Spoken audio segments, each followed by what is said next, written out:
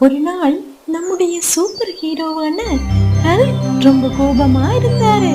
அவர் கோபத்துல உருவமே பெருசாகி கோபமா பேச ஆரம்பிச்சாரு. அப்போ நம்ம டோரா அவளோட நண்பன் பூட்ஸ் கூட அங்க வந்தாங்க.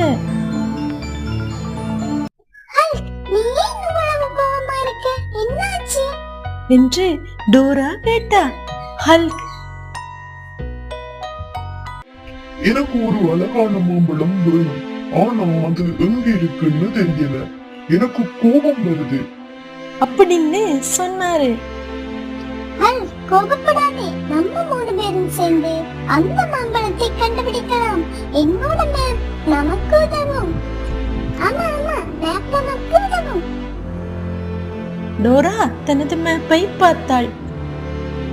மாம்பழக்காட்டில் ஒரு மாஜாஜால மரம் இருக்கு, அந்த மரத்தில் தான் அந்த மாம்பழம் இருக்கு என்று மேப் சொன்னது. ஹல், டோரா மற்றும் பூட்ஸ் மூவரும் மாம்பழக்காட்டுக்குள் சென்றனர். அங்கு அவர்கள் வண்ணமயமான பூச்சிகளையும் பேசும் மரங்களையும் கண்டனர். கடைசியாக அந்த மாஜாஜால மரத்தை கண்டனர். ஆனால் மாம்பழம் அங்கே இல்லை. ஹல்க் மீண்டும் கோபப்படத் தொடங்கினார். ஆனால் டோரா, கோபப்படாமல் யோசி, கோபப்பட்டா ரகசியம் தெரியாது என்று சொன்னாள். மாம்பழம் அங்க இருக்கு, நம்ம ஜாக்கிட்ட கேட்கலாம். பேசும் மரத்தை கிட்ட கேட்கலாம். பேசும் மரம் சிரித்தது.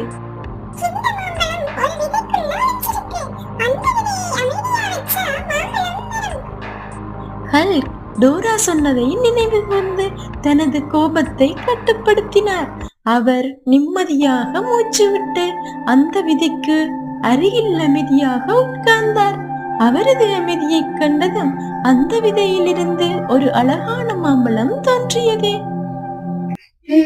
மாம்பழம் வந்து விட்டது. ஹல்க் தனது கோபத்தை கட்டுப்படுத்தி மாம்பழத்தை பெற்றுக்கொண்டார். அவர் அதை டோரா மற்றும் பூட்ஸுடன் பகிர்ந்து கொண்டார். அவர்கள் அனைவரும் சந்தோஷமாக வீடு திரும்பினர்.